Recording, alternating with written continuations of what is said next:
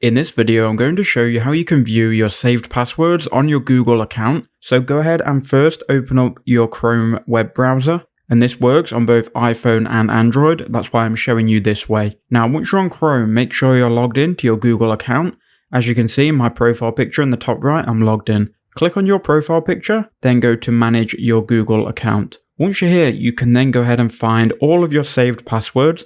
So go to security. That's going to be at the top here. So security, make sure you're on the security tab. Then scroll down and you're looking here for password manager. It's going to be right at the bottom. So make sure you scroll down to the bottom, click manage passwords. Then you'll see all of your accounts that you've got saved, including their passwords. Then click on the website you want to view the password for. Then log into your Google account. Then once you've logged in, you'll be able to see your username and you'll be able to preview the password by clicking on the eye icon. So that's all you have to do to view your saved passwords. I hope that helps you out.